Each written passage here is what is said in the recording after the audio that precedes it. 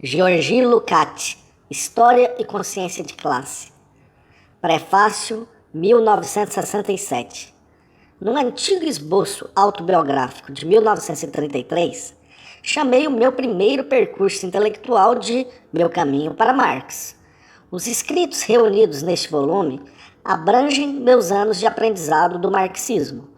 Ao publicar os documentos mais importantes dessa época, de 1918 a 1930, minha intenção é justamente enfatizar seu caráter experimental e, de modo algum, conferir-lhes um significado atual na disputa presente em torno do autêntico marxismo.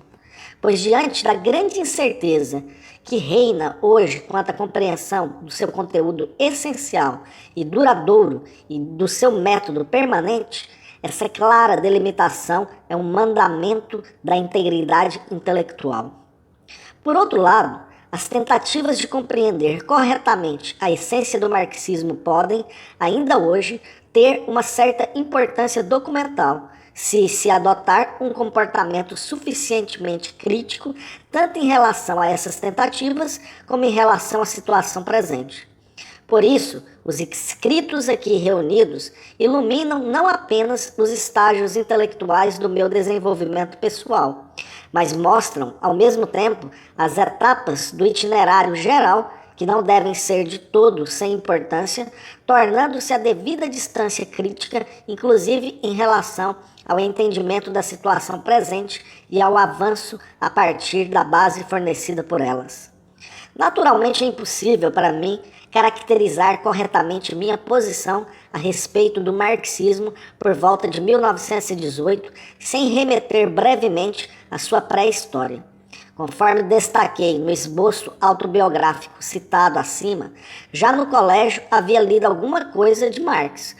Mais tarde, por volta de 1908, ocupei-me, inclusive, de O Capital, a fim de encontrar um fundamento sociológico para minha monografia sobre o drama moderno. Nessa época, meu interesse estava voltado para o Marx sociólogo, visto em grande medida pelas lentes metodológicas de Simmel e Max Weber. No período da Primeira Guerra Mundial, iniciei novamente os estudos sobre Marx, desta vez, porém, guiado por interesses filosóficos gerais e influenciado predominantemente por Hegel, e não mais pelos pensadores contemporâneos. Por certo, esse efeito de Hegel também era conflitante. Por um lado, Kierkegaard havia desempenhado em minha juventude um papel considerável. Nos anos que antecederam imediatamente a guerra, em Heidelberg, quis até mesmo tratar em ensaio monográfico sua crítica a Hegel. Por outro, as contradições das minhas concepções políticas e sociais levavam-me a uma relação intelectual com o sindicalismo, sobretudo com a filosofia de Georges Sorel. Eu aspirava a ultrapassar o radicalismo burguês, mas repugnava-me a teoria social-democrata, sobretudo a de Kautsky. Erwin Szabó, líder intelectual da oposição húngara de esquerda no interior da social-democracia, despertou meu interesse por Sorel. Durante a guerra, entrei em contato com as obras de Rosa Luxemburgo. Disso tudo surgiu um amálgama de teorias internamente contraditório que foi decisivo para o meu pensamento no período da guerra e nos primeiros anos do pós-guerra. Creio que nos afastaríamos da verdade dos fatos se reduzíssemos, abre aspas, a maneira das ciências do espírito, fecha aspas, as contradições flagrantes desse período a um único denominador e construíssemos um desenvolvimento intelectual imanente e orgânico. Se a Fausto é permitido abrigar duas almas em seu peito, por que uma pessoa normal não pode apresentar o funcionamento simultâneo e contraditório de tendências intelectuais opostas quando muda de uma classe para outra em meio a uma crise mundial? Pelo menos no que me concerne e até onde posso me recordar desses anos, em meu universo intelectual relativo a esse período, encontro, de um lado, tendências simultâneas de apropriação do marxismo e ativismo político, e de outro, uma intensificação constante de problemáticas éticas puramente idealistas. Ao ler os artigos que escrevi nessa época, vejo confirmada essa simultaneidade de oposições abruptas. Quando penso, por exemplo, nos ensaios de caráter literário desse período, pouco numerosos e pouco significativos, considero que muitas vezes excedem em idealismo agressivo e paradoxal meus trabalhos anteriores. Mas, ao mesmo tempo, seguem também um processo irresistível de assimilação do marxismo. Se agora vejo nesse dualismo desarmonioso a linha fundamental que caracteriza minhas ideias nesses anos, não se deve, a partir disso, concluir o extremo oposto, um quadro em preto e branco, como se um bem revolucionário em luta contra os resíduos do mal burguês esgotasse a dinâmica dessa oposição. A passagem de uma classe para outra, especificamente para a sua inimiga, é um processo muitas vezes complicado. Nele, posso constatar em mim mesmo, retrospectivamente, que a atitude em relação a Hegel, o idealismo ético, com todos os seus elementos românticos, anticapitalistas, também traziam consigo algo de positivo para a minha concepção de mundo, tal como nasceu dessa crise. Mas isso, naturalmente, apenas depois que esses elementos foram superados como tendências dominantes ou simplesmente codominantes e se tornaram, modificados várias vezes em seu fundamento, elementos de uma nova concepção do mundo doravante unitária. Talvez seja este o momento de constatar que até mesmo o meu conhecimento íntimo do mundo capitalista entrou na nova síntese como elemento parcialmente positivo. Nunca incorri no erro de me deixar impressionar pelo mundo capitalista, o que diversas vezes pude observar em muitos operários e intelectuais pequeno-burgueses. O ódio cheio de desprezo que sentia desde os tempos de infância pela vida no capitalismo preservou-me disso. A confusão, porém, nem sempre é caos. Ela contém tendências que, embora algumas vezes possam reforçar temporariamente as contradições internas, movem-se, em última análise, para sua resolução. A ética, por exemplo, impele a prática, ao ato, e assim a política. Esta, por sua vez, impele a economia, o que leva a um aprofundamento teórico e, por fim, a filosofia do marxismo. Trata-se, naturalmente, de tendências que se desdobram apenas de maneira lenta e irregular. Tal orientação começou a se manifestar já no decorrer da guerra, após a eclosão da Revolução Russa. A teoria do romance nasceu ainda num estado de desespero geral, tal como descrevi no prefácio à nova edição. Não é de admirar, portanto, que o presente se manifeste nele como o estado fichtiano do pecado consumado, e a perspectiva de uma saída assuma um caráter puramente utópico e vazio. Somente com a Revolução Russa inaugurou-se, inclusive para mim, uma perspectiva de futuro na própria realidade. Já com a derrocada do czarismo e ainda mais com a do capitalismo. Nosso conhecimento dos fatos e princípios era, então, muito reduzido e pouco confiável, mas apesar disso, vislumbrávamos que, finalmente, um caminho para a humanidade sair da guerra e do capitalismo havia sido aberto. Obviamente, embora nos lembremos desse entusiasmo, não devemos embelezar o passado. Eu também vivenciei, e refiro-me exclusivamente a mim mesmo, uma curta transição, minha última hesitação diante da decisão definitiva e irrevogável levou-me temporariamente a uma apologia intelectual fracassada, adornada de argumentos abstratos e de mau gosto. A decisão, no entanto, não podia ser adiada.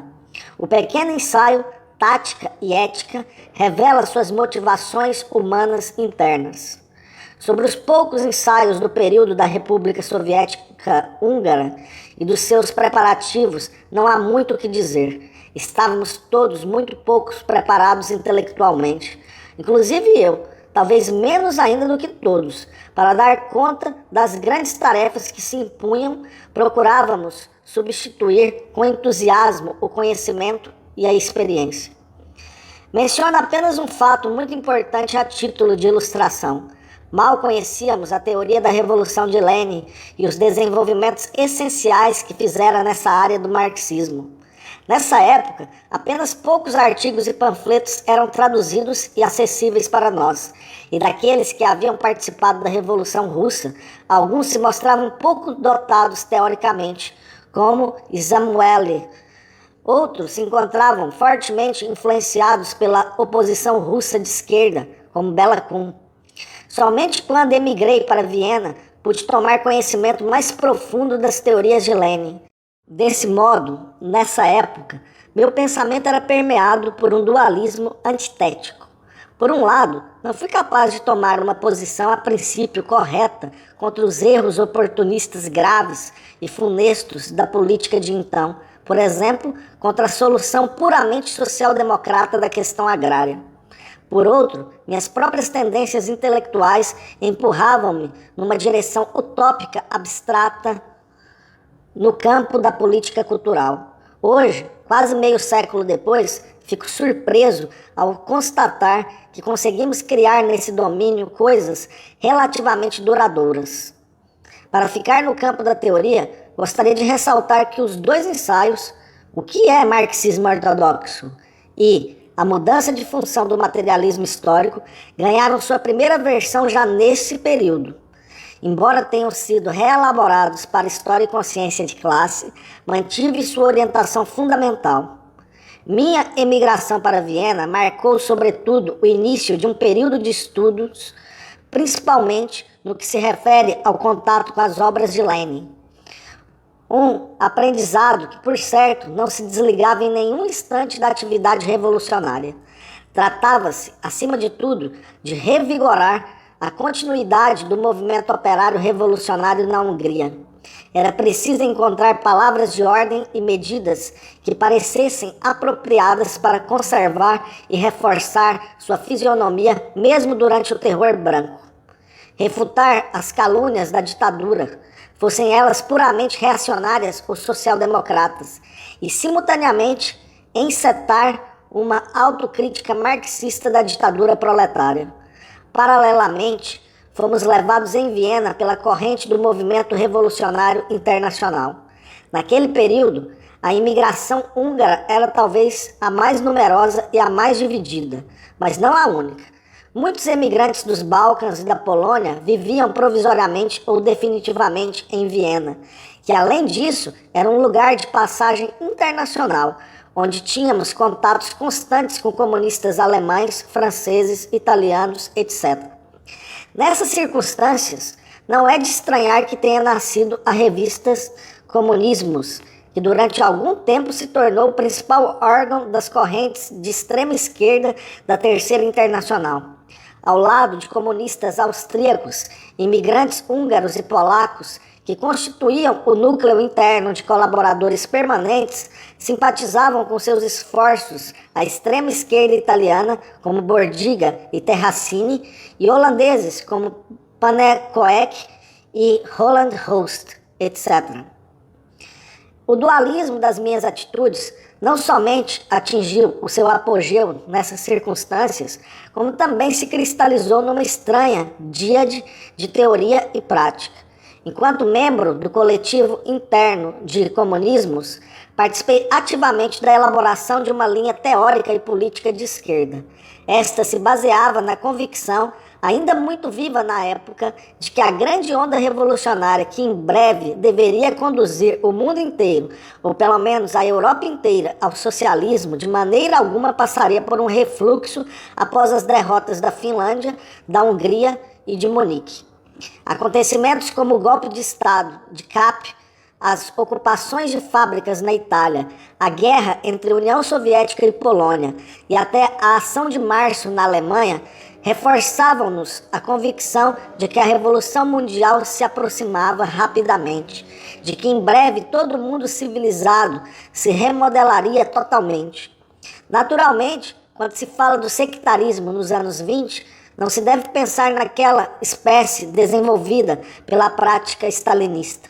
Esta pretende, acima de tudo, proteger as relações de força estabelecidas contra qualquer reforma.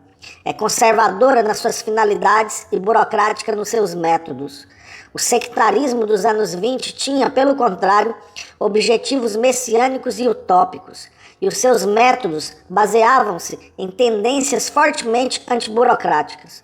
As duas orientações só têm em comum o nome pelo qual são designados e internamente representam oposições hostis. Por certo, é verdade que já na Terceira Internacional, Zinoviev e seus discípulos tinham introduzido hábitos burocráticos. Como também é verdade que, durante os seus últimos anos de doença, Lenin estava muito preocupado em encontrar um modo para combater a burocratização crescente e espontânea da República Soviética com base na democracia proletária. Mas nisso também se vê a oposição entre o sectarismo de hoje e o de então. Meu ensaio sobre as questões de organização no Partido Húngaro dirigia-se contra a teoria e a prática do discípulo de Zinoviev, Bela Kun. Nossa revista queria servir ao sectarismo messiânico, elaborando os métodos mais radicais sobre todas as questões, proclamando uma ruptura total em todos os domínios, com todas as instituições, formas de vidas, entre outras coisas do mundo burguês. Isso contribuiria para fomentar na vanguarda, nos partidos comunistas e nas organizações comunistas juvenis, uma consciência de classe autêntica. Meu ensaio polêmico contra a participação dos parlamentos burgueses é um exemplo típico dessa tendência. Seu destino, a crítica de Lenin, fez com que eu pudesse dar o primeiro passo na superação do sectarismo. Lenin apontava para a distinção decisiva, ou melhor, para o paradoxo de que uma instituição pode ser considerada obsoleta do ponto de vista da história universal, como o parlamento, que se tornou obsoleto nas mãos dos sovietes, mas nada a impede de participar taticamente da história. Pelo contrário.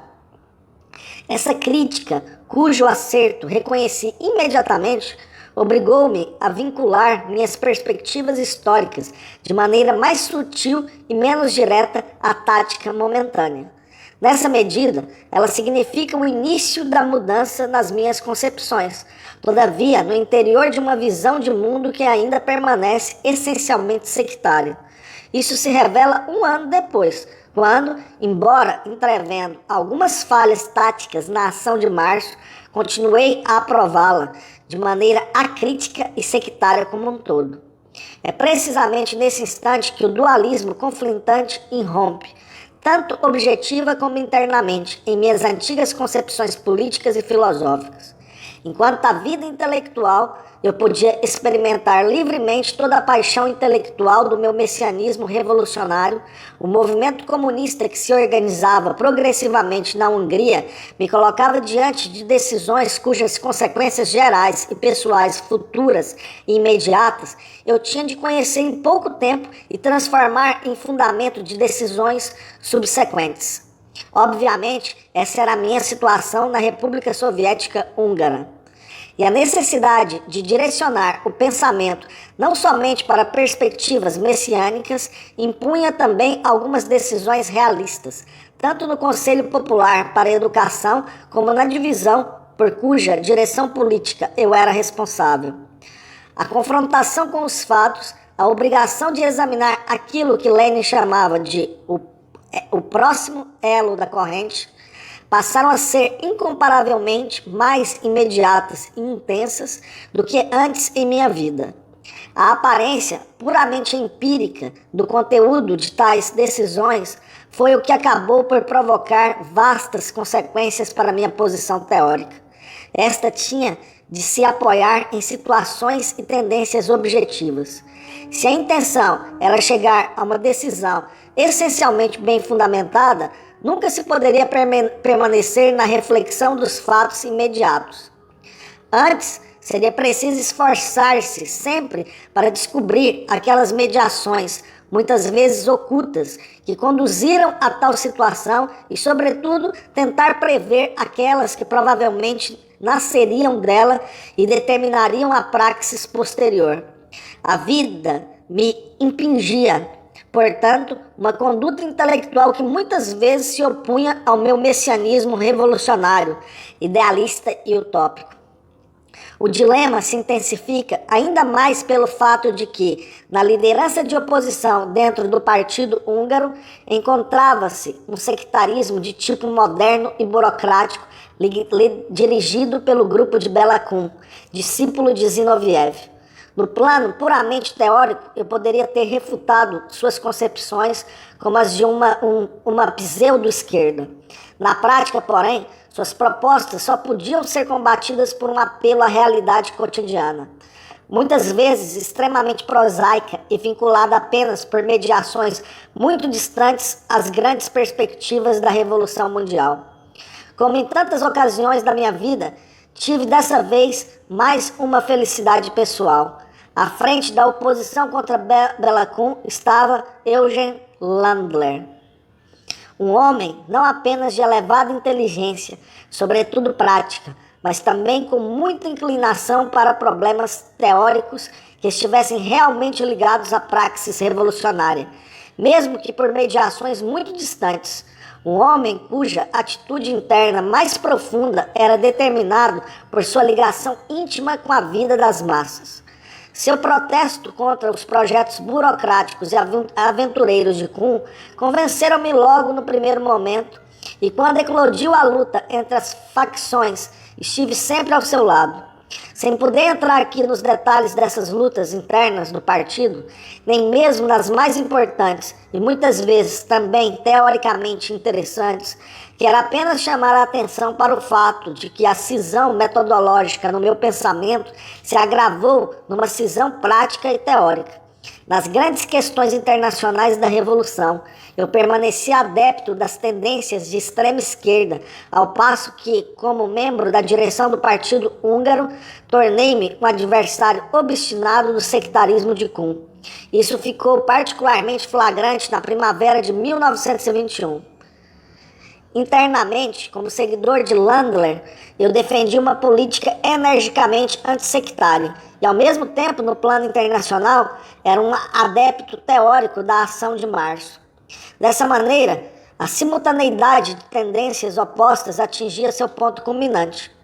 Com o aprofundamento das diferenças dentro do Partido Húngaro e com o início de uma mobilização própria do operariado radical na Hungria, naturalmente cresceu também em meu pensamento a influência das tendências teóricas resultantes desses acontecimentos, sem, contudo, alcançar uma superioridade que fosse determinante em relação às demais, embora a crítica de Lenin tivesse abalado fortemente as minhas convicções sobre a Ação de Março.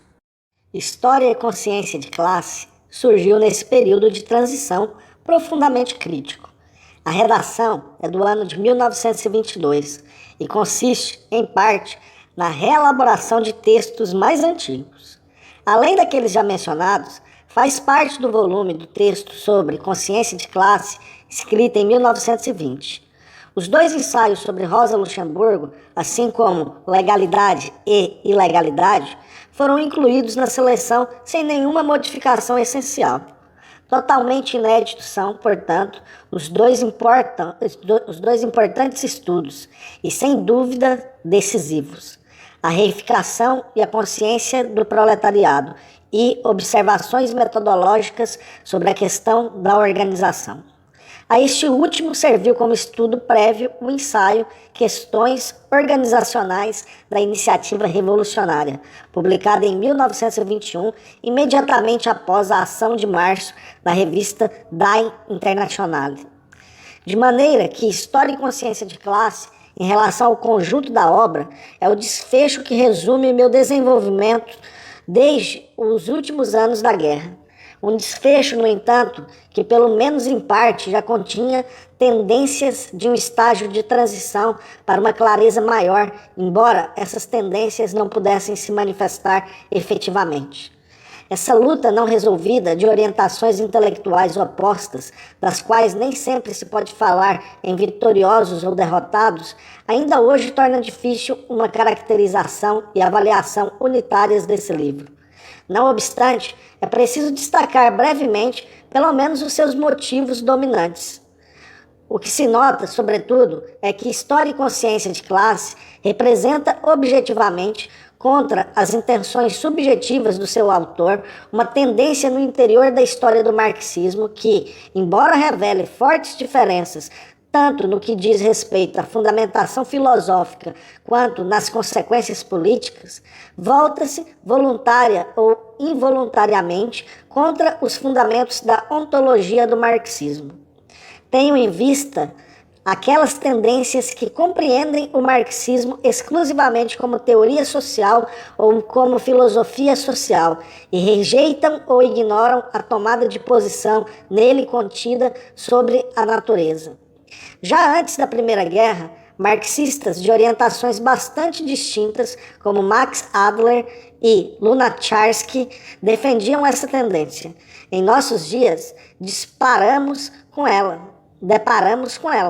Provavelmente não sem a influência de História e Consciência de Classe, sobretudo no existencialismo francês e em seu ambiente intelectual. Meu livro assume uma posição muito firme nessa questão. Em diversas passagens, a natureza é considerada como uma categoria social e a concepção geral consiste no fato de que somente o conhecimento da sociedade e dos homens que vivem nela é filosoficamente relevante. Os nomes dos representantes dessa tendência já indicam que não se trata propriamente de uma orientação. Eu mesmo, nessa época, só conhecia Lunacharsky de nome e rejeitava Max Adler, sempre como kantiano e social-democrata. Contudo, uma observação mais atenta revela certos traços em comum. Isso demonstra, por um lado, que é precisamente a concepção materialista da natureza a separar de maneira radical a visão socialista do mundo da visão burguesa. Que se esquivar desse complexo mitiga a discussão filosófica e impede, por exemplo, a elaboração precisa do conceito marxista de praxis. Por outro lado, essa aparente elevação metodológica das categorias sociais atua desfavoravelmente às suas autênticas funções cognitivas. Sua característica especificamente marxista é enfraquecida, e muitas vezes seu real avanço para além do pensamento é inconscientemente anulado. Ao fazer tal crítica, limito-me naturalmente à História e Consciência de Classe, mas não quero de modo algum afirmar com isso que esse desvio do marxismo fosse menos decisivo em outros autores, com uma atitude semelhante. Em meu livro, esse desvio exerce uma reação imediata sobre o conceito de economia já elaborado e que, sob o aspecto metodológico, devia naturalmente constituir o ponto central. Como consequência, aquilo que havia sido dado por definitivo assume uma conotação confusa. Procura-se, é verdade, tornar compreensíveis todos os fenômenos ideológicos a partir de sua base econômica. Mas a economia torna-se estreita quando se elimina dela a categoria marxista fundamental, o trabalho como mediador do metabolismo da sociedade com a natureza. Mas isso é o resultado natural dessa posição metodológica fundamental. Como consequência, os pilares reais e mais importantes da visão marxista do mundo desaparecem e a tentativa de tirar com extrema radicalidade as últimas conclusões revolucionárias do marxismo permanece sem sua autêntica justificação econômica. É evidente que a objetividade ontológica da natureza, que constitui o fundamento ôntico desse metabolismo, tende a desaparecer. Mas com isso desaparece também, ao mesmo tempo, aquela ação recíproca existente entre o trabalho considerado de maneira autenticamente materialista e o desenvolvimento dos homens que trabalham. A grande ideia de Marx, segundo a qual até mesmo a produção pela produção significa tão somente o desenvolvimento das forças produtivas do homem, isto é, o desenvolvimento da riqueza da natureza humana como fim em si, fecha aspas, coloca-se fora daquele domínio que História e Consciência de Classe está em condição de examinar. A exploração capitalista perde esse lado objetivamente revolucionário e não se compreende o fato de que, abre aspas, embora esse desenvolvimento das capacidades do gênero homem se efetue de início à custa da maioria dos indivíduos e de certas classes, ele acaba por romper esse antagonismo e coincidir com o desenvolvimento de cada indivíduo, fecha aspas. Não se compreende, portanto, que, abre aspas, o desenvolvimento superior da individualidade é conquistado apenas com um processo histórico em que os indivíduos são sacrificados, fecha aspas. Desse modo, tanto a exposição das contradições do capitalismo como a da revolução do proletariado adquirem uma ênfase involuntária de subjetivismo dominante. Isso também influencia o conceito de praxe, central nesse livro, deformando-o e estreitando-o. Também, a respeito desse problema, minha intenção era partir de Marx, purificar seus conceitos de todas as deformações burguesas posteriores e torná-los apropriados no presente para as necessidades da grande guinada revolucionária. Acima de tudo, nessa época, eu tinha absoluta certeza de que o caráter meramente contemplativo do pensamento burguês tinha de ser superado de modo radical. Com isso, a concepção da praxe revolucionária adquire, neste livro, um caráter excessivo, o que correspondia à utopia messiânica própria do comunismo de esquerda da época, mas não à autêntica doutrina de Marx. É compreensível, então, que no contexto daquele período eu atacasse as concepções burguesas e oportunistas do movimento operário, que exaltavam um conhecimento isolado da praxe, supostamente objetivo, mas na realidade destacado de toda a praxe. Minha polêmica era dirigida com acerto relativamente grande contra o exagero e a sobrevalorização da contemplação. A crítica de Marx a Feuerbach reforçava ainda mais minha atitude. Só que eu não percebia que, sem uma base na praxe efetiva, no trabalho como sua protoforma e seu modelo, o caráter exagerado do conceito de praxe acabaria se convertendo num conceito de contemplação idealista. Eu queria, portanto, separar a verdadeira e autêntica consciência de classe de toda pesquisa de opinião empírica. Nessa época, evidentemente, a expressão ainda não estava em circulação. Conferir-lhe uma objetividade prática incontestável. Porém, consegui chegar apenas à formulação de uma consciência de classe atribuída. Tinha em mente com isso aquilo que Lenin, em O que Fazer, designava da seguinte maneira: em oposição à consciência trade unionista, que surge espontaneamente, a consciência de classe socialista é trazida de fora ao operariado, abre aspas, isto é, de fora da luta econômica, de fora da esfera das relações entre operários e patrões, fecha aspas. Portanto, aquilo que para mim correspondia a uma intenção subjetiva e que para Lenin era o resultado da autêntica análise marxista de um movimento prático dentro da totalidade da sociedade, tornou-se, em minha exposição, um resultado puramente teórico e, portanto, algo essencialmente contemplativo. A conversão da consciência atribuída em praxe revolucionária aparecia então considerada objetivamente como simples milagre. A inversão de uma intenção em si correta é consequência da própria concepção abstrata e idealista, já mencionada. Isso se mostra claramente na polêmica, mais uma vez não inteiramente equivocada, contra Engels, que via no experimento e na indústria os casos típicos de demonstração da praxis como critério da teoria. Desde então, ficou claro para mim, como fundamento teórico da insuficiência da tese de Engels, que o terreno da praxis, sem modificação de sua estrutura básica, se tornou, no curso do seu desenvolvimento, mais extenso, complexo e mediado do que no simples trabalho, motivo pelo qual o simples ato de produzir o objeto pode tornar-se o fundamento da efetivação imediata e verdadeira de uma hipótese teórica e, nessa medida, servir como critério de sua correção ou incorreção. No entanto, a tarefa que Engels atribuiu aqui à praxe imediata, isto é, de pôr fim à doutrina kantiana da coisa inapreensível em si, permanece por muito tempo sem solução. Afinal, o próprio trabalho pode muito facilmente permanecer no âmbito da mera manipulação e passar ao largo, de modo espontâneo ou consciente, da solução da questão a respeito do em si, ignorá-la total ou parcialmente. A história mostra-nos casos de ações corretas na prática, mas baseadas em teorias totalmente erradas que implicam o desconhecimento do em si no sentido de Engels. É claro que a própria teoria de Kant não nega, de modo algum, o valor cognitivo, a objetividade dos experimentos desse tipo, só que os remete ao reino dos simples fenômenos ao manter o caráter incognoscível do em si.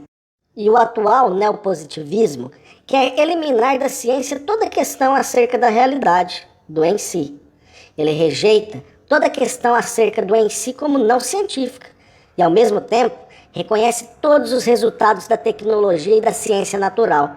Portanto, para que a praxis possa exercer a função corretamente exigida por Engels, ela tem de elevar-se acima desse imediatismo, permanecendo praxis e tornando-se cada vez mais abrangente. Sendo assim, minhas reservas em relação à solução de Engels não eram injustificadas, por mais errôneas, no entanto, que fosse a minha argumentação. Era totalmente incorreto afirmar que, abre aspas, o experimento é o mais puro modo de comportamento contemplativo, fecha aspas.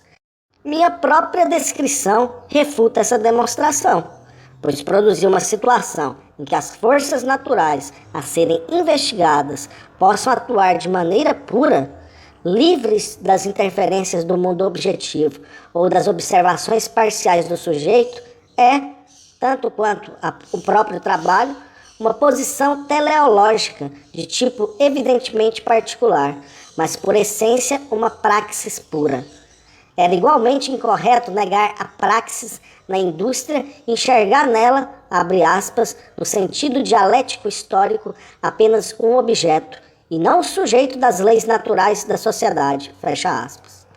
Essa frase está em parte correta, mas apenas em parte, no que se refere somente à totalidade econômica da produção capitalista. No entanto, isso não contradiz de modo algum o fato de que cada ato da produção industrial ser não apenas a síntese de atos teleológicos de trabalho, mas ao mesmo tempo, e especialmente nessa síntese, um ato teleológico e, portanto, prático. Tais imprecisões filosóficas servem de punição para a história e consciência de classe, que, ao analisar os fenômenos econômicos, busca seu ponto de partida não no trabalho, mas simplesmente em estruturas complexas da economia mercantil desenvolvida. Com isso, perde-se de antemão a perspectiva de um salto filosófico em direção às questões decisivas, como a da relação entre teoria e prática, ou sujeito e objeto. Nesses pontos de partida e em outros igualmente problemáticos, manifesta-se a influência da herança hegeliana, que não foi elaborada de modo coerente pelo materialismo e, por isso, também não foi suprimida nem preservada. Há ainda outro problema central a ser mencionado e que se refere aos princípios. Sem dúvida, um dos grandes méritos da história e consciência de classe foi ter restituído a categoria da totalidade, que a cientificidade do oportunismo social-democrata empurrara totalmente para o esquecimento, a posição metodológica central que sempre ocupou na obra de Marx. Nessa época, eu ignorava que tendências semelhantes também estavam presentes em Lenin. Os seus fragmentos filosóficos foram publicados 9 anos após a História e Consciência de Classe. Mas ao passo que Lenin, também nessa questão, renovava efetivamente o método marxista, surgia em mim um exagero hegeliano, porquanto opunha a posição metodológica central da totalidade à prioridade da economia. Abre aspas, Não é o predomínio de motivos econômicos na explicação da história que distingue decisivamente o marxismo da ciência burguesa, mas o ponto de vista da totalidade. Fecha aspas. Esse paradoxo metodológico acentua-se ainda mais porque a totalidade era vista como a portadora categorial do princípio revolucionário da ciência. Abre aspas, a primazia da categoria da totalidade é portadora do princípio revolucionário da ciência. Fecha aspas. Sem dúvida, esses paradoxos metodológicos desempenharam um papel relevante e muitas vezes até progressista na influência exercida pela história e consciência de classe. Afinal, o recurso à dialética de Hegel significa, por um lado, um duro golpe à tradição revisionista. Já Bernstein queria eliminar do marxismo, em nome da cientificidade, tudo aquilo que lembrasse principalmente a dialética hegeliana. E mesmo seus adversários teóricos, sobretudo Kautsky, não estavam muito longe de defender essa tradição. Para o retorno revolucionário ao marxismo, era um dever óbvio, portanto, renovar a tradição hegeliana do marxismo. História e consciência de classe significou talvez a tentativa mais radical daquela época de tornar novamente atual o aspecto revolucionário do marxismo por meio da renovação e do desenvolvimento da dialética hegeliana e de seu método. Essa empresa tornou-se ainda mais atual, pois na mesma época penetraram na filosofia burguesa certas correntes que procuravam renovar Hegel. É claro que, por um lado, estas nunca tomaram como fundamento a ruptura filosófica de Hegel e Kant, e por outro, sob a influência de Dilthey, visavam a construção de uma ponte teórica entre a dialética de Hegel e o irracionalismo moderno. Logo depois do aparecimento de História e Consciência de Classe, Kroner caracterizou Hegel como o maior irracionalista de todos os tempos, e na exposição posterior de Lovitch, a partir de Marx e Kierkegaard, originam-se fenômenos paralelos, surgidos da dissolução do hegelianismo. O contraste com todas essas correntes mostra o quanto era atual a problemática da história e consciência de classe. Do ponto de vista da ideologia do movimento operário radical, também era atual, porque o papel de mediador desempenhado por Feuerbach entre Hegel e Marx, muito valorizado por Plekhanov e outros, aparecia aqui apenas em segundo plano. Expressei abertamente apenas um pouco mais tarde, no ensaio sobre Mos Hess, antecipando em alguns anos a publicação dos estudos filosóficos de Lenin, que Marx se ligara diretamente a Hegel, mas essa posição já está objetivamente na base de muitas discussões da história e consciência de classe. Nesse esquema, necessariamente sumário, é impossível efetuar uma crítica concreta aos pormenores contidos no livro, isto é, mostrar qual interpretação de Hegel apontava para a frente e qual levava à confusão.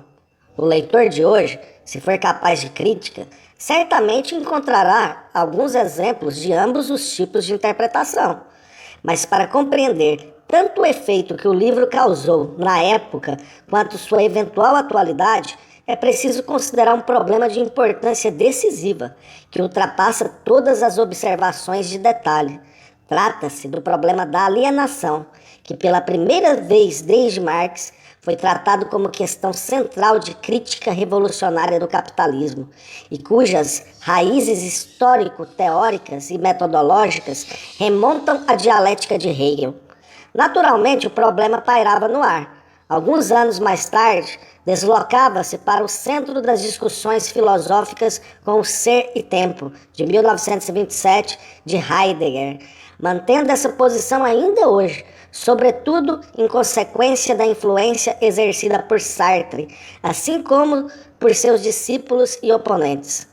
Podemos renunciar, portanto, à questão filológica levantada principalmente por Lucian Goldman, ao identificar em algumas passagens da obra de Heidegger uma réplica ao meu livro, ainda que este não seja mencionado.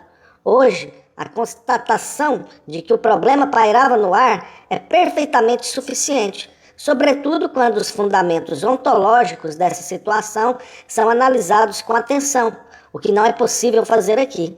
A fim de esclarecer a influência posterior à mescla de motivações marxistas e existencialistas, especialmente na França, logo após a Segunda Guerra Mundial.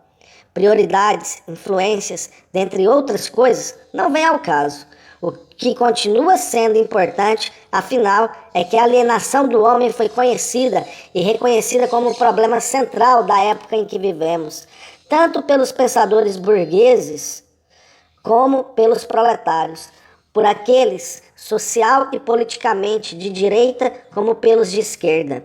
História e consciência de classe exerceu, assim, uma profunda influência nos círculos dos jovens intelectuais. Conheço toda uma série de bons comunistas que foram conquistados para o movimento exatamente por esse motivo.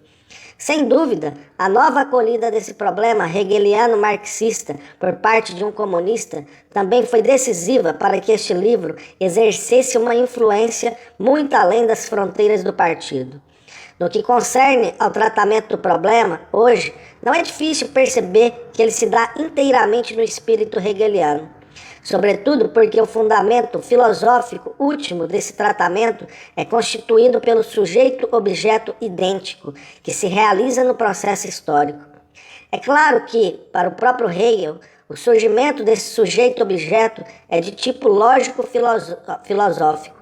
Ao atingir-se a etapa superior do espírito absoluto na filosofia, com a retomada da exteriorização e com o retorno da consciência de si, a si mesma, realiza-se o sujeito-objeto idêntico. Na história e consciência de classe, ao contrário, esse é um processo histórico-social que culmina no fato de que o proletariado realiza essa etapa na sua consciência de classe, tornando-se o sujeito-objeto idêntico da história. Isso deu a impressão de que Hegel estava, de fato, abre aspas, caminhando com as próprias pernas, fecha aspas, como se a construção lógico-metafísica da fenomenologia do espírito tivesse encontrado uma autêntica efetivação ontológica no ser e na consciência do proletariado, o que, por sua vez, parecia oferecer uma justificativa filosófica à transformação histórica do proletariado, que visava afundar a sociedade sem classes por meio da revolução e concluir a pré-história da humanidade. Mas será que o sujeito-objeto idêntico é mais do que uma construção puramente metafísica? Será que um sujeito-objeto idêntico é efetivamente produzido por um autoconhecimento, por mais adequado que seja, mesmo que tenha como base um conhecimento adequado do mundo social, ou seja, será que ele é produzido numa consciência de si, por mais completa que seja? Basta formular a questão com precisão para respondê-la negativamente, pois mesmo que o conteúdo do conhecimento possa ser referido ao sujeito do conhecimento, o ato do conhecimento não perde com isso seu caráter alienado. Foi justamente na fenomenologia do espírito que Hegel rejeitou, com razão, a realização místico e irracional do sujeito-objeto idêntico, a intuição intelectual de Schelling, e exigiu uma solução filosoficamente racional do problema. Seu forte sentido de realidade manteve essa exigência. Sua construção universal mais geral culmina, é verdade, na perspectiva de sua realização efetiva, mas ele nunca mostra concretamente como essa exigência pode cumprir-se no interior do seu sistema.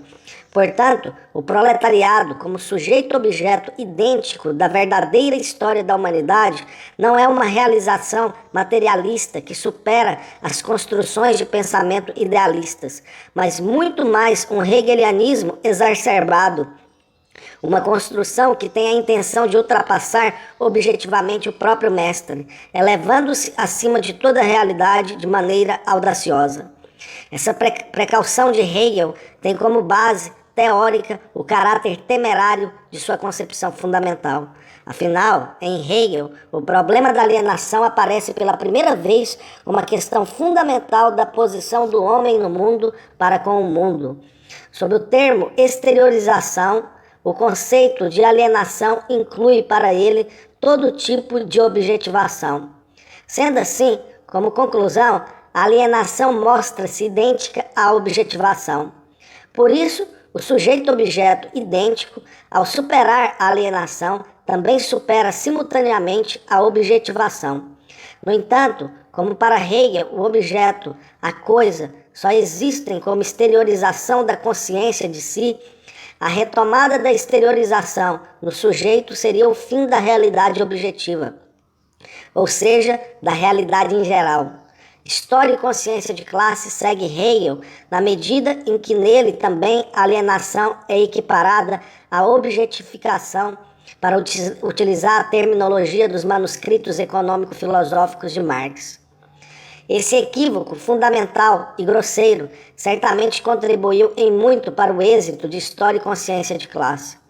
O desmascaramento teórico da alienação, como já foi mencionado, pairava no ar e em pouco tempo se tornaria a questão central da crítica da civilização, que investigava a situação do homem no capitalismo atual.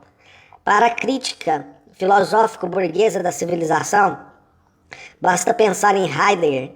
Era muito óbvio sublimar a crítica social numa crítica puramente filosófica, fazer da alienação social em sua essência uma condition humane eterna, para utilizar o termo que surgirá só mais tarde. É claro que esse modo de exposição da história e consciência de classe ia na direção de tais posicionamentos, muito embora o livro tivesse outra intenção, exatamente oposta a essa. A alienação, identificada com a objetificação, podia muito bem ser vista como uma categoria social. O socialismo devia, com efeito, superar a alienação. Não obstante, sua existência insuperável nas sociedades de classes, e principalmente sua fundamentação filosófica, aproximava-se da condition humane. Isso resulta diretamente da falsa identificação, tantas vezes ressaltada, de conceitos básicos que são opostos. A objetificação é, de fato, um modo de exteriorização insuperável na vida social dos homens. Quando se considera que na praxis tudo é objetificação, principalmente o trabalho, que toda forma humana de expressão, inclusive a linguagem, objetiva os pensamentos e sentimentos humanos, então torna-se evidente que lidamos aqui com uma forma humana universal de intercâmbio dos homens entre si. Enquanto tal, a objetificação não é, por certo, nem boa nem má. O correto é uma objetificação tanto quanto o incorreto. A liberdade, tanto quanto a escravidão. Somente quando as formas objetificadas assumem tais funções na sociedade, que colocam a essência do homem em oposição ao seu ser, subjugam, deturpam e desfiguram a essência humana pelo ser social, surge a relação objetivamente social da alienação e, como consequência necessária, todos os sinais subjetivos de alienação interna. Essa dualidade foi ignorada na História e Consciência de Classe. Isso explica o erro e o equívoco de sua concepção historiográfica fundamental. Deve-se notar de passagem que o fenômeno da reificação, estreitamente relacionado com a alienação, porém sem ser idêntico a ela no âmbito social ou conceitual, também foi empregado como seu sinônimo. Essa crítica dos conceitos fundamentais não pretende ser completa, mas é preciso mencionar repetidamente, mesmo limitando-se às questões centrais, a rejeição ao caráter de reflexo do conhecimento. Essa crítica tem duas fontes. A primeira era a profunda aversão ao fatalismo mecânico que costumava acompanhar o materialismo mecânico e contra o qual protestavam apaixonadamente meu utopismo messiânico da época e o predomínio da praxis em meu pensamento. Mais uma vez, não inteiramente sem razão. O segundo motivo decorria, por sua vez, do reconhecimento da origem e do ancoramento da praxis no trabalho. O mais primitivo dos trabalhos, como o que o homem pré-histórico fazia, recolhendo pedras, pressupõe que a realidade em questão é refletida corretamente, pois nenhuma posição teleológica se efetua com êxito sem uma representação, mesmo que primitiva, da realidade, visada pela prática. A praxis só pode ser a realização e o critério da teoria, porque tem como fundamento ontológico, como pressuposto real de toda posição teleológica real, uma reflexão da realidade considerada correta. Não vale a pena aqui entrar nos detalhes da polêmica decorrente dessa questão, nem na justificação de uma recusa do caráter fotográfico das teorias correntes do espelhamento. Não creio que seja uma contradição falar exclusivamente do aspecto negativo da história e consciência de classe. E apesar disso, julgar que a sua época e ao seu modo tenha sido uma grande obra. O simples fato de que todas as deficiências aqui enumeradas tenham suas fontes, não tanto na particularidade do autor, mas em grandes tendências do período, ainda que muitas vezes objetivamente errôneas, confere ao livro um certo caráter representativo. Um poderoso momento histórico de transição debatia-se então por sua expressão teórica. Mesmo quando uma teoria não expressava a essência objetiva da grande crise, mas apenas uma tomada de posição típica diante dos seus problemas fundamentais, ela ainda podia adquirir certo significado histórico. Esse era o caso, creio hoje, da história e consciência de classe. A presente exposição não significa que todas as ideias expressas neste livro sejam, sem exceção, deficientes. Sem dúvida, não se trata disso. As observações introdutórias ao primeiro ensaio já oferecem uma definição da ortodoxia no marxismo que, segundo minhas convicções atuais, está não apenas objetivamente correta, como poderia ter mesmo hoje, às vésperas de um renascimento do marxismo, uma importância considerável.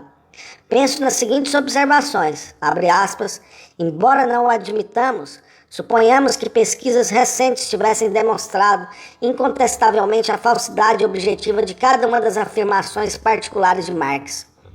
Todo marxista ortodoxo sério poderia reconhecer incondicionalmente todos esses novos resultados, rejeitar cada uma das teses de Marx sem ter de renunciar por um minuto sequer à sua ortodoxia marxista.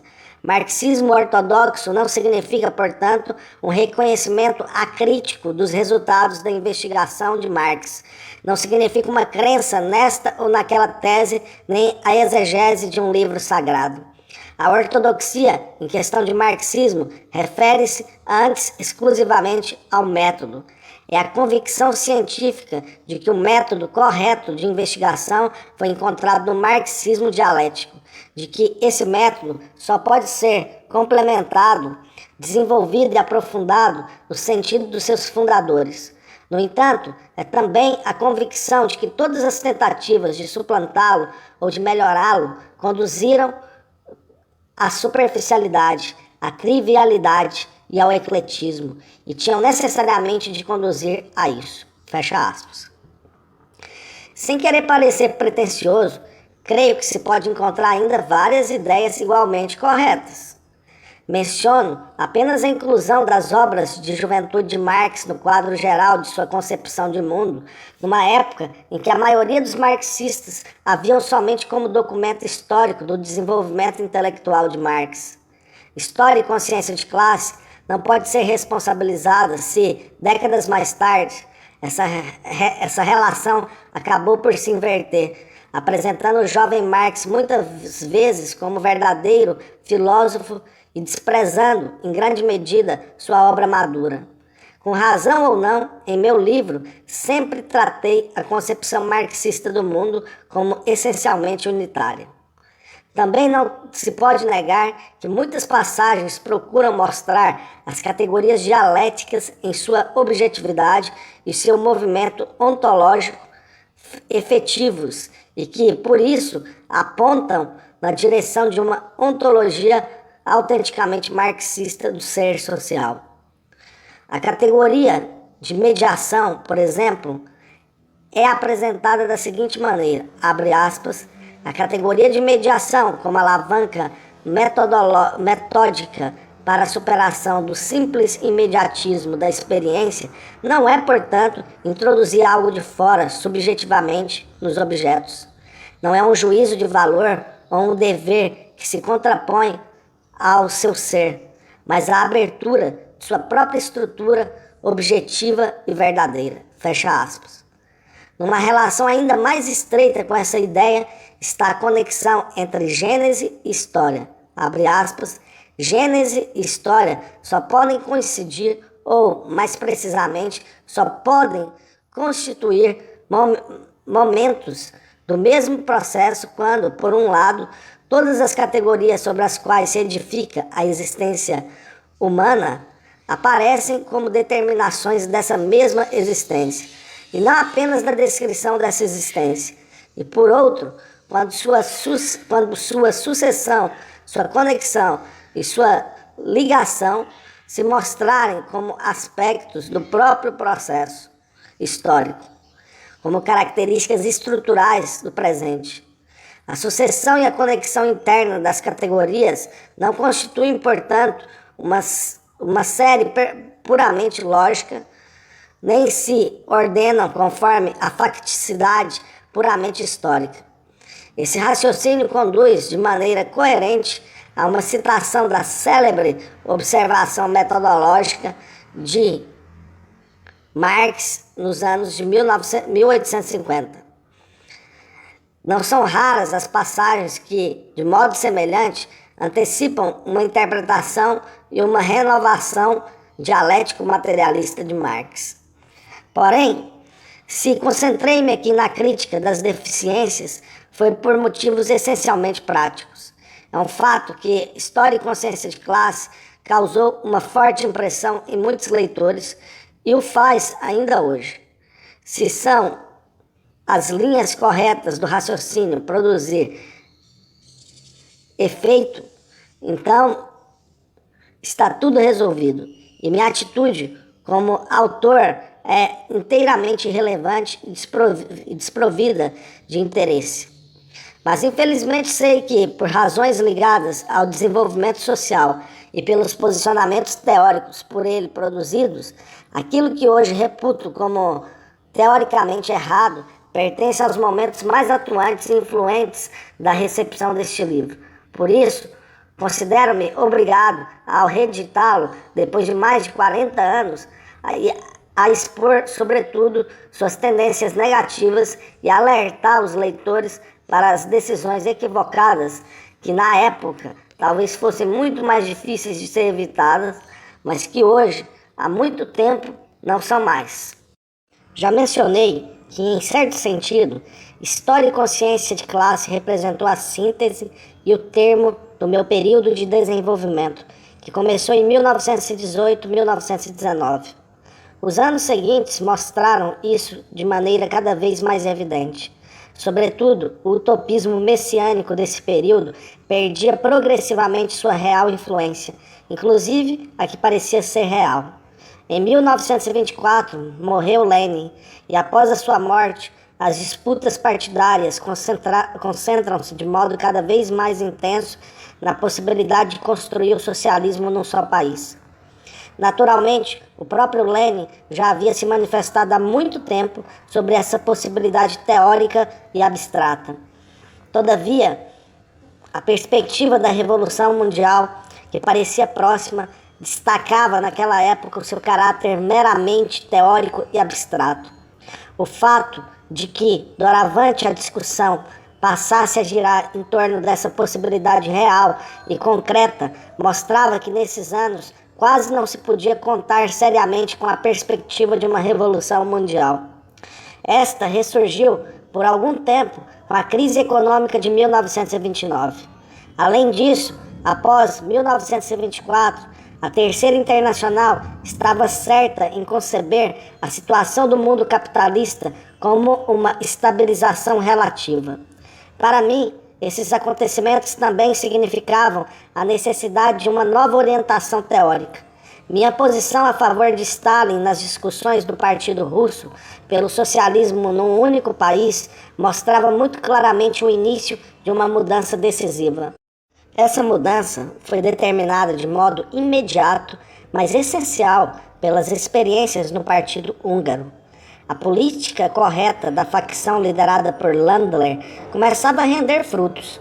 O partido, que trabalhava de maneira estritamente ilegal, conquistava uma influência cada vez maior sobre a ala esquerda da social-democracia, de modo que, por volta de 1924-25, uma divisão no partido tornou possível a fundação de um partido operário radical, mas voltado para a legalidade. Esse partido, dirigido na ilegalidade pelos comunistas, colocava-se como tarefa estratégica a consolidação da democracia na Hungria, que culminaria com a exigência da República, ao passo que o próprio Partido Comunista, na ilegalidade, permanecia preso à antiga palavra de ordem estratégica da ditadura do proletariado. Embora nessa época eu estivesse de acordo com a tática dessa decisão, cada vez mais me preocupava com uma série de problemas não resolvidos, relacionados à justificação teórica daquela situação. Essas reflexões já começavam a minar os fundamentos intelectuais do período entre 1917 e 1924. Acrescente-se a isso o fato de que a desaceleração do ritmo de desenvolvimento da Revolução Mundial impelia necessariamente na direção de uma cooperação entre elementos sociais, em certa medida orientados à esquerda, contra a reação crescente e mais forte. Para um partido operário legal de extrema esquerda, na Hungria de Horthy, tratava-se de uma evidência cristalina, mas o movimento internacional também mostrava tendências que apontavam nessa direção. Já em 1922 ocorria a Marcha sobre Roma, e os anos seguintes trariam um reforço ao nacionalsocialismo na Alemanha, uma reunião crescente de todas as forças reacionárias. Assim, os problemas da Frente Única e da Frente Popular foram colocados na ordem do dia e submetidos a um exame profundo, tanto do ponto de vista teórico quanto estratégico. Nesse momento, dificilmente se podia esperar alguma orientação da Terceira Internacional, que se encontrava fortemente influenciada pela tática stalinista. Ela oscilava taticamente entre a esquerda e a direita. O próprio Stalin interveio nessa situação de incerteza de maneira extremamente funesta, quando declarou, em 1928, que os social-democratas eram irmãos gêmeos dos fascistas. Com isso, fechavam-se de vez as portas para qualquer frente única de esquerda. Embora me posicionasse a favor de Stalin na questão central da Rússia, repugnou-me profundamente essa tomada de posição. Ela não interferiu na minha decisão de abandonar gradualmente as tendências de extrema esquerda dos primeiros anos da Revolução, tanto mais que a maioria dos agrupamentos de esquerda dos partidos europeus se convertia ao trotskismo, posição que sempre recusei. Por certo, no que concerne à Alemanha, cuja política me interessava acima de tudo, se fui contra Ruth Fischer, Maslov, isso não significa que sentisse alguma simpatia por Brandler ou Thalheimer. Naquela época, para esclarecer minhas próprias dúvidas e compreender as ideias teóricas e políticas, eu buscava um programa de esquerda autêntico que opusesse uma terceira alternativa a essas correntes de oposição na Alemanha. Porém, a ideia de uma solução teórico-política para as contradições num período de transição como aquele não passou de um sonho. Nunca logrei encontrar uma solução satisfatória, mesmo que apenas para mim, e por isso nunca me manifestei publicamente no plano da prática ou da teoria durante esse período. No movimento húngaro, a situação era diferente. Landler morreu em 1928 e em 1929 o partido preparava seu segundo congresso. Coube a mim a tarefa de escrever o projeto para as teses políticas. Vi-me confrontado com o meu antigo problema na questão húngara. Pode um partido estabelecer dois objetivos estratégicos diferentes ao mesmo tempo? No plano legal, a República; no ilegal, a República Soviética? Ou de outro ângulo, a posição do partido em relação à forma de Estado pode ser objeto de conveniência puramente tática, ou seja, a perspectiva do movimento comunista ilegal, considerado como meta autêntica, e a do partido legal como medida meramente tática? uma análise detalhada da situação econômica e social da Hungria convencia-me cada vez mais de que, à sua época, Landler tocava instintivamente na questão central de uma perspectiva revolucionária correta para a Hungria com a palavra de ordem estratégica da República. Ainda que uma crise tão profunda do regime de Horthy provocasse as condições objetivas de uma transformação fundamental, uma transição direta à República Soviética não era possível para a Hungria. Eis porque a palavra de ordem legal da República precisava ser concretizada no sentido que Lenin atribuía em 1905 à ditadura democrática dos operários e camponeses.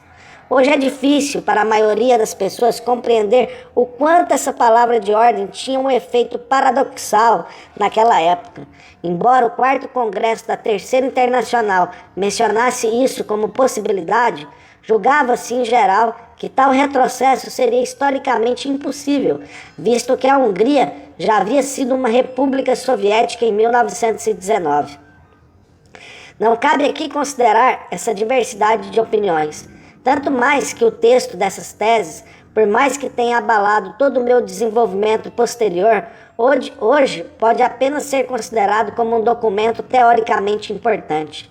Minha exposição era insuficiente, tanto do ponto de vista dos princípios como concretamente, o que em parte também era causado pelo fato de que, para tornar plausível o conteúdo principal, eu atenuava muitos detalhes, tratando-os de maneira demasiadamente genérica. Mesmo assim, originou-se um grande escândalo no Partido Húngaro. O grupo que apoiava Kuhn via nas teses o mais puro oportunismo. Além disso, o apoio da minha própria facção era bastante morno.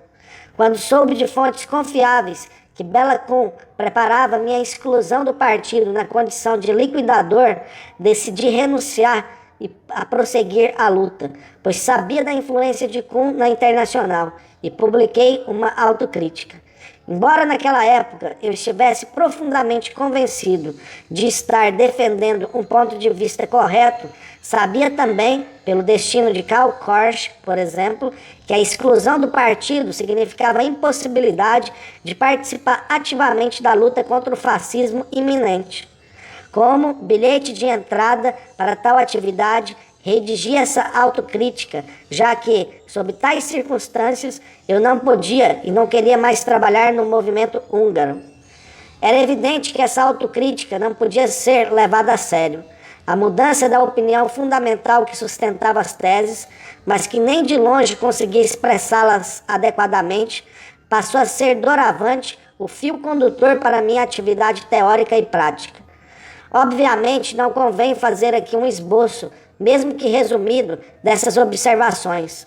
Apenas como prova de que não se trata da imaginação subjetiva de um autor, mas de fatos objetivos, menciono aqui algumas notas de Josef Revai, de 1950, referindo-se justamente às teses de Blum, nas quais, como principal ideólogo do partido, apresenta minhas concepções literárias da época como consequência direta das teses de Blum. Abre aspas. Quem conhece a história do movimento comunista húngaro sabe que as concepções literárias defendidas pelo camarada Lukács de 1945 até 1949 estão ligadas às concepções políticas muito mais antigas que ele defendia no final dos anos 20 com respeito ao desenvolvimento político na Hungria e à estratégia do Partido Comunista. Fecha aspas. Essa questão tem também um outro aspecto para mim mais importante, e no qual a mudança efetuada adquire uma fisionomia muito evidente. O leitor desses escritos deve ter percebido que minha decisão de aderir ativamente ao movimento comunista foi profundamente influenciada por motivos éticos. Quando assim o fiz, não tinha ideia de que me tornaria político pelo período de uma década. Foram as circunstâncias que o determinaram. Quando em fevereiro de 1919 o Comitê Central do Partido foi preso, considerei como dever aceitar o posto que me ofereciam no semi-ilegal Comitê Substitutivo. Numa sequência dramática, vieram o Comissariado Popular para o Ensino na República Soviética e o Comissariado Popular de Política no Exército Vermelho, trabalho ilegal em Budapeste, conflito entre facções em Viena e etc. Somente então fui colocado novamente diante de uma alternativa real. Minha autocrítica interna e privada chegou à seguinte conclusão: se era tão evidente que eu tinha razão, como tinha de fato, e no entanto não podia evitar uma derrota tão estrondosa, era porque de algum modo minhas habilidades práticas e políticas demonstravam uma séria deficiência. Por isso, a partir desse momento, pude retirar-me com a consciência tranquila da carreira política e concentrar-me novamente na atividade teórica. Nunca me arrependi dessa decisão. A aceitação de um posto de ministro em 1956 não significa nenhuma contradição. Antes de aceitá-lo, esclareci que seria somente por um período de transição relativo à crise mais aguda. Tão logo ocorresse uma consolidação, renunciaria imediatamente. No que se refere à análise da minha atividade teórica em sentido estrito, após História e Consciência de Classe, saltei meia década e somente agora posso ocupar-me mais de perto desses escritos. O afastamento da cronologia justifica-se pelo fato de que o conteúdo teórico das teses de Bloom, naturalmente, sem que eu pudesse sequer imaginar, constituiu o terminus secreto ad quem do meu desenvolvimento. Meus anos de aprendizado do marxismo só podem ser considerados como concluídos quando comecei a superar, numa questão concreta e importante, na qual estão concentrados os mais diversos problemas e definições, aquele conjunto composto por um dualismo contraditório que caracterizava meu pensamento desde os últimos anos da guerra. É esse desenvolvimento do qual as teses de Bloom constituem uma conclusão que deve ser retraçado neste momento com auxílio da minha produção teórica daquele período. Creio que, uma vez determinado o objetivo preciso dessa evolução, será mais fácil apresentá-la, especialmente se considerarmos que nessa época minha energia estava concentrada sobretudo nas tarefas práticas do movimento húngaro e que minha produção teórica consistia predominantemente em trabalhos de circunstância. Sendo assim, o primeiro e mais extenso desses escritos, uma tentativa de desenhar um retrato intelectual de Lenin, é literalmente uma obra de circunstância. Logo após a morte de Lenin, meu editor pediu-me uma monografia em versão resumida sobre ele. Segui seu estímulo e completei o pequeno texto em poucas semanas. Ele significou um avanço em relação à história e consciência de classe, visto que o grande modelo em que eu estava concentrado ajudava-me a compreender mais claramente o conceito de praxis em sua relação mais autêntica, ontológica e dialética com a teoria. Naturalmente, a perspectiva da Revolução Mundial, nesse caso, é a mesma dos anos 20. No entanto, em parte como consequência das experiências do curto período transcorrido e em parte por concentrar-se na personalidade intelectual de Lenin, os traços sectários mais pronunciados de história e consciência de classe começavam a esmaecer e a dar lugar a outros mais próximos da realidade. Num pós-fácil que escrevi recentemente para uma reedição em separado desse pequeno estudo, procurei ressaltar de maneira mais detalhada do que anteriormente o que ainda considero saudável e atual em sua posição fundamental. Trata-se principalmente de compreender a autêntica especificidade intelectual de Lenin, em vez de concebê-lo como simples sucessor teórico em linha reta de Marx e Engels, ou como genial e pragmático político realista. Em poucas palavras, essa imagem de Lenin poderia ser formulada da seguinte maneira: sua força teórica baseia-se no fato de ele relacionar toda categoria, por mais abstrata e filosófica que seja, com sua atuação na praxis humana e, ao mesmo tempo, com respeito à ação, que para ele se apoia sempre na análise concreta da respectiva situação concreta, relacionar essa análise de maneira orgânica e dialética com os princípios do marxismo. Sendo assim, ele não é, no sentido estrito da palavra, nem um teórico nem um político, mas um profundo pensador da praxis, aquele que verte apaixonadamente a teoria em praxis, alguém cuja visão aguda está sempre voltada para os momentos de inflexão, em que a teoria transpõe-se na prática e a prática na teoria. O fato de que o quadro histórico e intelectual do meu antigo estudo, em que desenvolvo essa dialética, ainda conter os traços típicos dos anos 20, produz falsas impressões a respeito da fisionomia intelectual de Lenin, já que principalmente em seus últimos anos de vida, levou a crítica do presente muito mais adiante do que o seu biógrafo. No entanto, reproduz corretamente seus traços principais, pois a obra teórica e prática de Lenin também está ligada objetiva e indissoluvelmente aos preparativos de 1917 e às suas consequências necessárias. Hoje, creio que a luz lançada por essa mentalidade dos anos 20 oferece, portanto, apenas um matiz, não totalmente idêntico, mas também não completamente estranho, a tentativa de apreender adequadamente a particularidade específica dessa grande personalidade. Todos os outros textos que escrevi nos anos posteriores são trabalhos de circunstância, não apenas aparentemente, em sua maior parte, recensões de livros, mas também quanto ao conteúdo, na medida em que, procurando espontaneamente uma nova orientação, eu tentava clarear meu caminho futuro com a demarcação de concepções distintas. Em termos práticos, a recensão sobre Bukharin é talvez a mais importante delas. Seja dito de passagem ao leitor atual que na época de sua publicação, em 1925, Bukharin era, ao lado de Stalin, a figura mais importante do grupo dirigente do Partido Russo. Somente 3 anos depois ocorreu a ruptura entre eles. O traço mais positivo dessa recensão é a concretização das minhas concepções no domínio da economia. Ela se mostra principalmente na polêmica contra a concepção que via na técnica o princípio objetivamente motor e decisivo do desenvolvimento das forças produtivas. Tal concepção, além de amplamente disseminada, era defendida tanto pelo materialismo comunista vulgar como pelo positivismo burguês. Evidentemente, isso conduz a um fatalismo histórico, a eliminação do homem e da praxis social e a atuação da técnica como força natural social, como legalidade natural. Minha crítica não se move apenas num plano historicamente concreto, como a maior parte do tempo na história e consciência de classe. Também não oponho ao fatalismo mecanizante as contraforças de voluntarismo ideológico. Tento, antes, demonstrar nas próprias forças econômicas o momento socialmente decisivo que determina a própria técnica.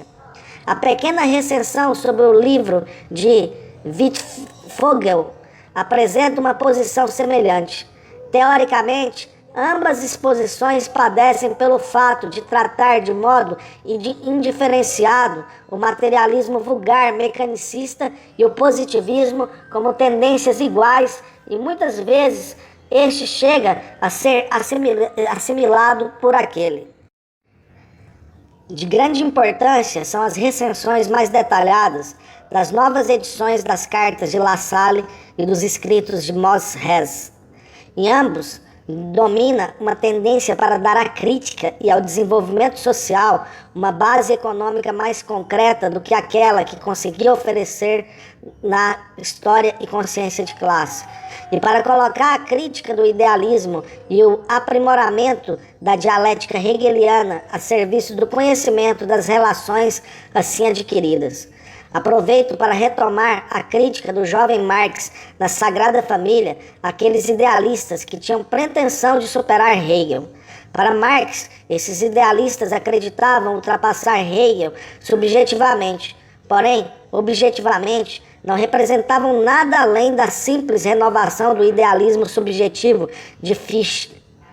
É próprio também dos aspectos conservadores no pensamento de Hegel o fato de sua filosofia da história se limitar a revelar o presente em sua necessidade, e certamente foram molas subjetivamente revolucionárias que situaram o presente na filosofia da história de Fichte como uma, abre aspas, era da degradação total, fecha aspas, entre o passado e um futuro supostamente cognoscível do ponto de vista filosófico. Já na crítica feita por Lassalle, esse radicalismo apresenta-se como puramente imaginário, e a filosofia de Hegel representa uma etapa superior à de Fichte, no conhecimento do verdadeiro movimento histórico, uma vez que a dinâmica de mediação histórico-social, objetivamente intencionada e que reproduz o presente, é construída de maneira mais real e menos abstrata do que a orientação de Fichte voltada para o futuro. A simpatia de Lassalle por tais tendências de pensamento está ancorada numa visão geral puramente idealista do mundo. Repugna-lhe aquela imanência que resulta da conclusão de uma evolução histórica baseada na economia. A esse respeito, e para salientar a distância entre Marx e Lassalle, a recensão cita uma declaração deste em conversa com Marx, abre aspas, se você não acredita na eternidade das categorias, tem de acreditar em Deus, fecha aspas.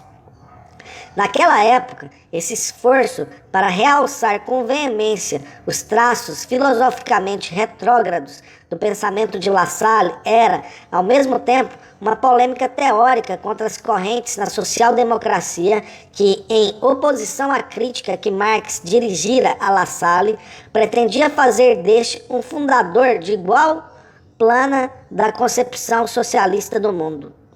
Sem referir-me diretamente a ela, combati tal tendência como um aburguesamento.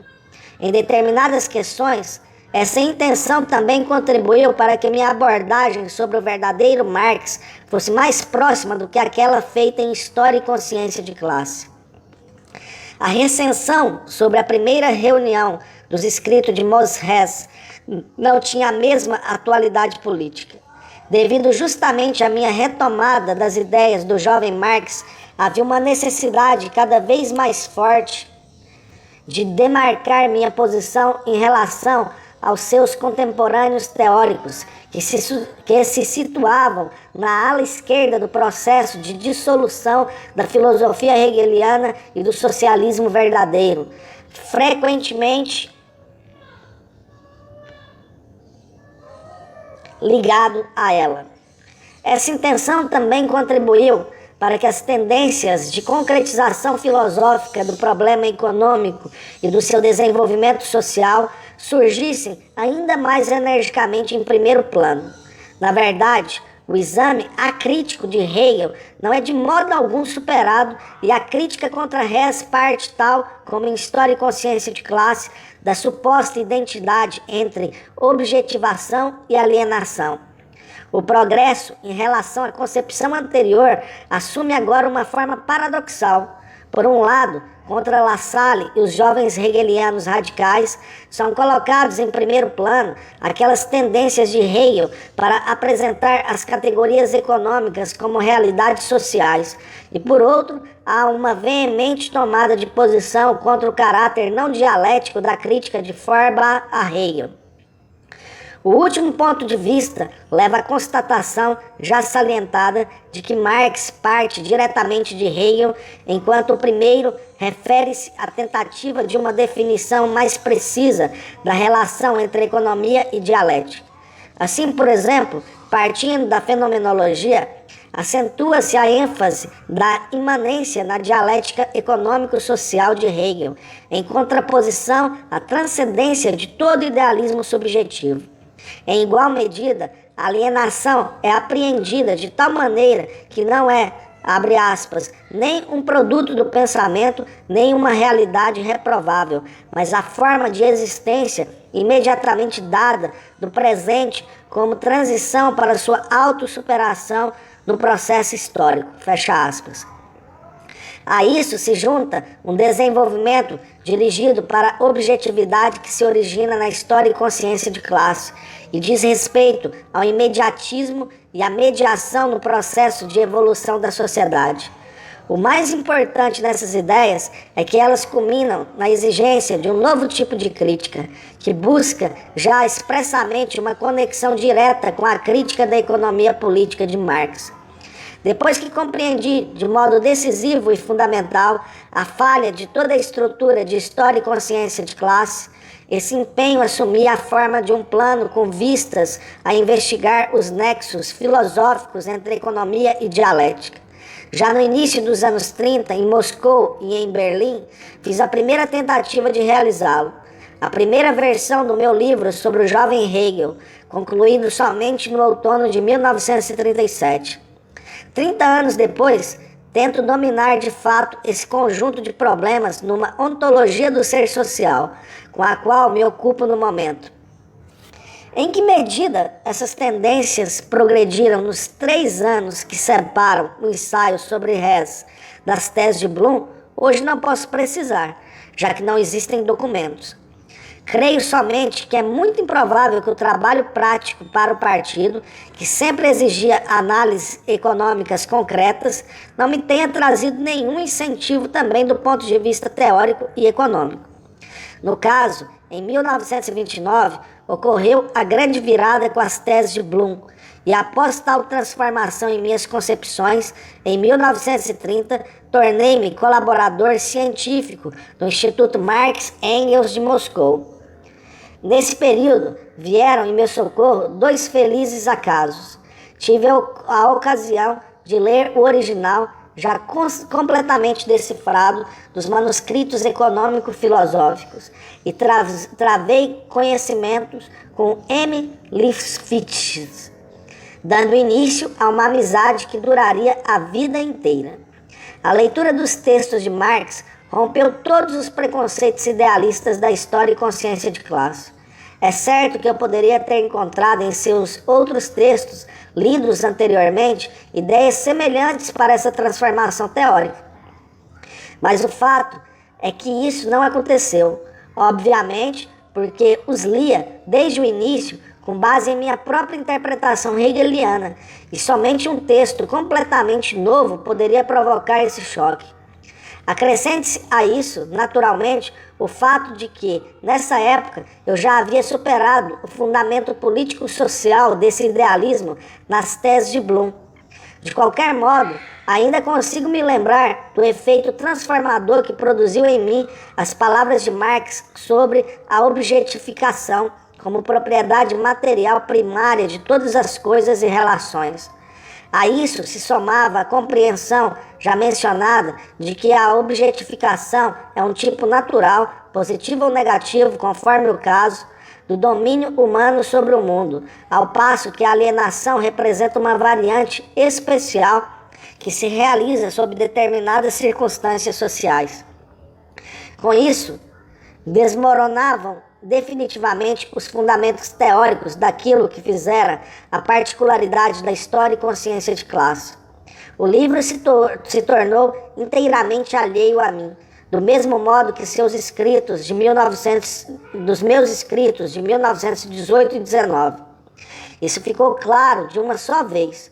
Se quero realizar o que tenho teoricamente em mente, então tenho de recomeçar tudo desde o princípio. Quis então registrar por escrito e para o público minha nova posição. Essa tentativa, contudo, não pôde ser concluída, pois nesse interim o manuscrito se perdeu. Não me preocupei muito na época, encontrava-me ébrio de entusiasmo pelo novo começo. Mas via também que isso só podia fazer sentido com base em novos estudos bastante amplos, que seriam necessários muitos desvios para me colocar em condição de apresentar adequadamente, de maneira científica e marxista, aquilo que na história e consciência de classe seguia por uma trilha equivocada. Já mencionei um desses desvios, aquele que partia do estudo de Hegel, passando pelo projeto de obra sobre economia e dialética, até chegar à minha atual tentativa de uma ontologia do ser social. Paralelamente, quis aproveitar meus conhecimentos nos domínios da literatura, da arte e da sua teoria para construir uma estética marxista. Nesse contexto, surgiu o primeiro trabalho com M. Lifshitz. Depois de muitas conversas, tornou-se claro para ambos que mesmo os melhores e mais capacitados marxistas, como Plekhanov e Mehring, não haviam apreendido com suficiente profundidade o caráter universal da concepção de mundo do marxismo e, por isso, não compreenderam que Marx também nos coloca a tarefa de edificar uma estética sistemática sobre um fundamento dialético materialista. Não cabe aqui descrever os grandes méritos filosóficos e filológicos de Lifshitz nesse domínio.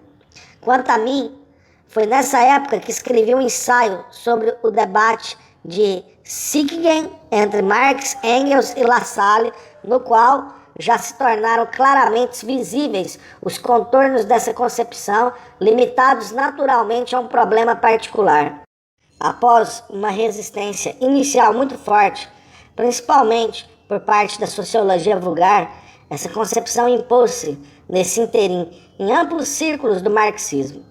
Não vem ao caso maiores indicações a esse respeito. Quero apenas indicar rapidamente que a virada filosófica geral em meu pensamento exprimiu-se de maneira inequívoca durante minha atividade como crítico em Berlim, 1931 a 33. Ao criticar sobretudo as tendências naturalistas, não era apenas o problema da mímese que se colocava no centro dos meus interesses, mas também a aplicação da dialética sobre a teoria do reflexo.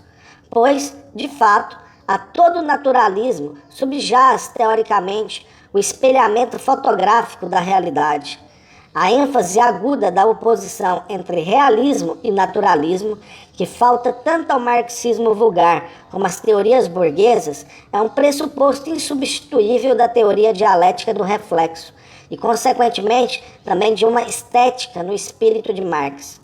Embora essas observações não façam parte estritamente do tema aqui tratado, elas eram necessárias para indicar a direção e os motivos daquela virada que significou para minha produção o reconhecimento da falsidade dos fundamentos da história e consciência de classe. Isso me dá o direito de ver neles o ponto de chegada dos meus anos de aprendizado e, com eles, o meu desenvolvimento de juventude. Neste momento, trata-se apenas de fazer algumas observações à minha famigerada autocrítica a respeito da história e consciência de classe. Preciso iniciar com uma confissão.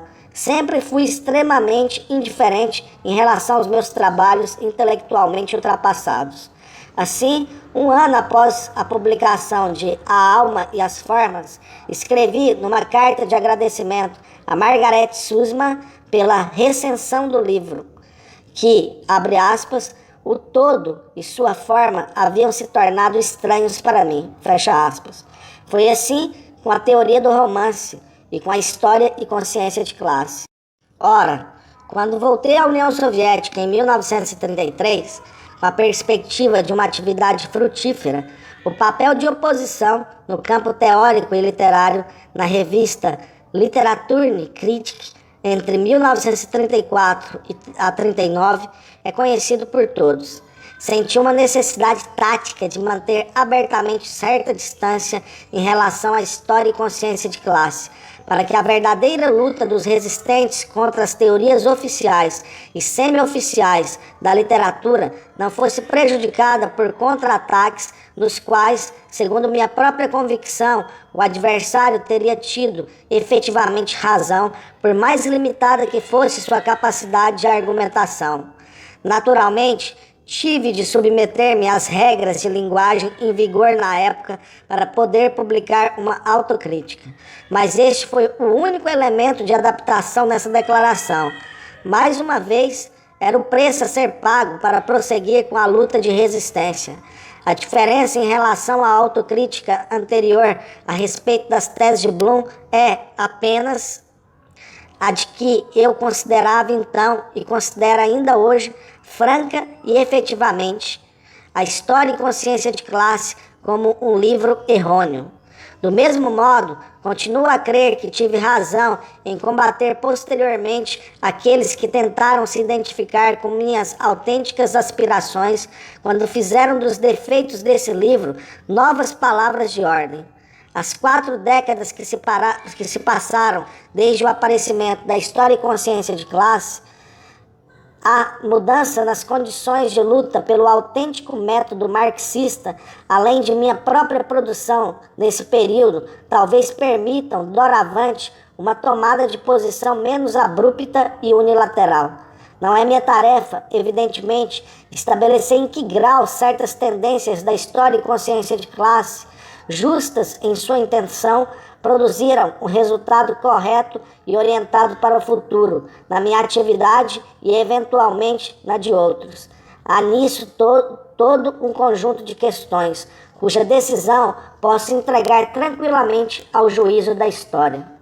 Budapeste, março de 1967.